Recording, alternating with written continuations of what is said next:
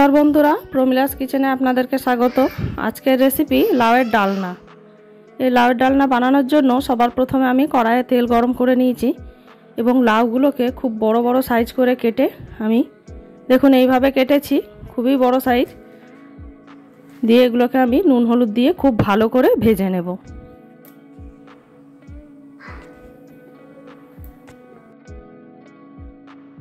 এখানে নুন হলুদ আমি পরিমাণ মতো দিয়ে দিয়েছি এবং এটাকে খুব ভালো করে নাড়াচাড়া করে ভেজে নেব। তো প্রথমে এখানে আমি ঢাকনা বন্ধ করে দিলাম। তো ঢাকনা বন্ধ করার পরে দেখুন এখানে লাউয়ের থেকে কত জল বেরিয়েছে।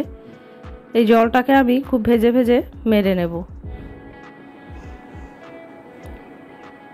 লাউটা এখানে প্রায় ভাজা হয়ে গেছে। এরপরে আমি এটাকে একটা বাটিতে নামিয়ে নেব।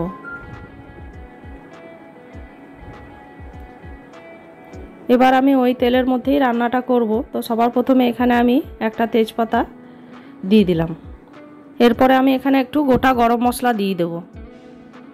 এগুলো হালকা ফ্রাই হয়ে গেলেই এরপরে আমি পেঁয়াজ কুচিটা দিয়ে দিলাম। এরপরে এটাকে একটু নাড়াচাড়া করে এর মধ্যে আমি টমেটো কুচি ক্যাপসিকাম কুচি দিয়ে দেব।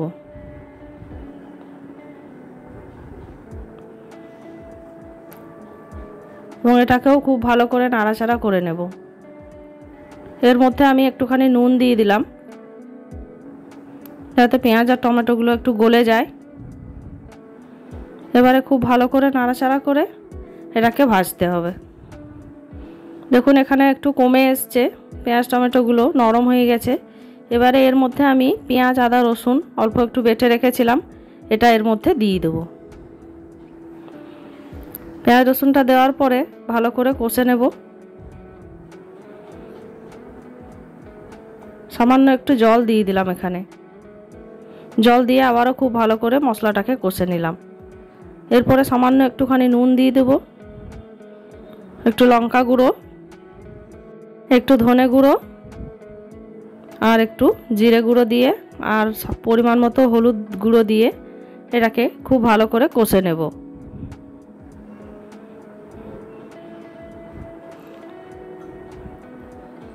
মশলাটা খুব ভালো করে কষা হয়ে গেলে যে লাউটা আমি ভেজে তুলে রেখেছিলাম এটা এর মধ্যে দিয়ে আবারও খুব ভালো করে কষে নেব। তো এখানে আমি একটুখানি চিনি দিয়ে দেব। চিনিটা দেওয়ার পরে আবারও খুব ভালো করে কষে লাউটা দিয়ে দেব। এবারে লাউটাকে মশলার সাথে খুব ভালো করে কষে নিয়ে এখানে আমি পরিমাণ মতো জল দিয়ে বসিয়ে দেব। তো দেখুন এখানে লাউটা খুব ভালো করে কষা হয়ে গেছে।